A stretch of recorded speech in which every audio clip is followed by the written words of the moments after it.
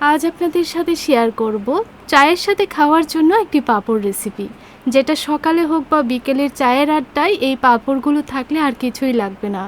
বা বৃষ্টির দিনে এই পাঁপড়ের সঙ্গে সামান্য একটু চা থাকলে কিন্তু একদম জমে যাবে।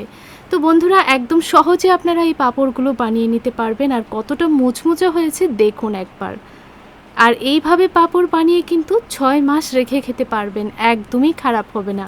একটা এয়ারটাইট বয়ামের মধ্যে রেখে দেবেন, দেখবেন ভালো থাকবে।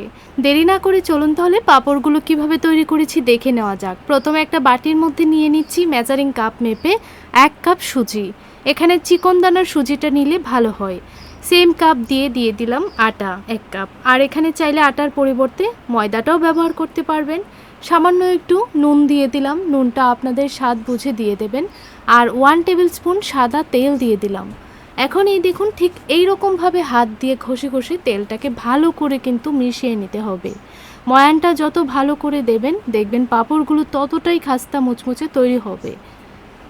তো এই দেখুন, ঠিক এই রকম একটা দানা দানা টেক্সচার চলে আসবে, তখন বুঝবেন ভালো করে ময়ানটা দেওয়া হয়েছে।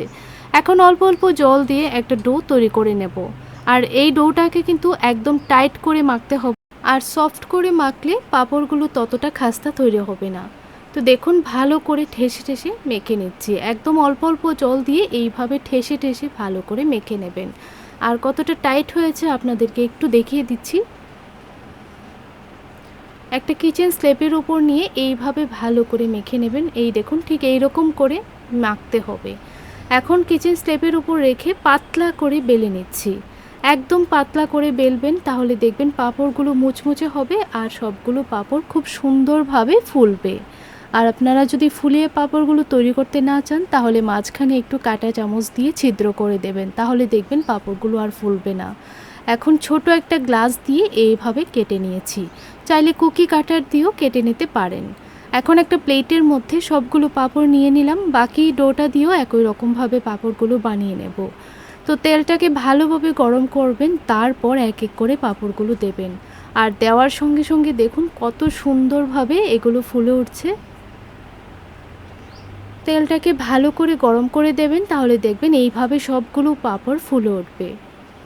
এখন গ্যাসের ফ্লেমটা লোতে রেখে হালকা আঁচে নাড়াচাড়া করে ভাজতে হবে, তাহলে দেখবেন কালারটা খুব সুন্দর আসবে আর এই পাঁপড়গুলোও অনেকটা মুচমুচে হবে।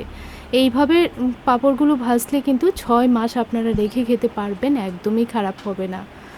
তো দেখুন, কিছুক্ষণ পর উল্টিয়ে দিচ্ছি। যখন দেখবেন একটা পিঠ হালকা কালার চলে এসেছে, তখনই আপনারা উল্টিয়ে দেবেন। তো দেখুন বন্ধুরা, কত সুন্দর একটা কালার চলে এসেছে। এখন উল্টিয়ে পাল্টিয়ে ভালো করে ভেজে নামিয়ে নিচ্ছি। যখন দেখবেন এই রকম একটা গোল্ডেন কালার চলে এসেছে, তখনই আপনারা নামিয়ে নেবেন। এখন এক এক করে বাকি পাঁপড়গুলোও ভেজে নিচ্ছি। আর দেখুন, দেওয়ার সঙ্গে সঙ্গে কত সুন্দরভাবে এগুলো ফুলে উঠেছে। বৃষ্টির দিনে চায়ের আড্ডায় বা সকালে বা বিকেলের চায়ের আড্ডায় এই পাঁপড়গুলো থাকলে কিন্তু আর কিছুই লাগবে না। তো আপনাদের কাছে এই পাঁপড় রেসিপিটা কেমন লাগলো কমেন্ট করে জানাতে ভুলবেন না। ভালো লাগলে লাইক, শেয়ার, সাবস্ক্রাইব করে আমার পাশে থাকবেন। আর এই ধরনের আরও নতুন নতুন রেসিপি আমার চ্যানেলে দেওয়া আছে, চাইলে চ্যানেলটি ভিজিট করতে পারেন। তো দেখুন, সবগুলো পাঁপড় ভাজা হয়ে গেছে। এখন একটা প্লেটের মধ্যে সার্ভ করে নেব। যখন ভালো করে ঠান্ডা হবে, তখনই আপনারা একটা এয়ারটাইট বয়ামের মধ্যে ভরে রেখে দেবেন। আর কতটা মুচমুচে হয়েছে দেখুন, একদম একটু প্রেস করলেই কিন্তু একদম গুঁড়ো হয়ে যাচ্ছে। এই দেখুন কতটা মুচমুচে হয়েছে। তাহলে আজ এই পর্যন্তই, দেখা হবে পরের রেসিপিতে। ধন্যবাদ।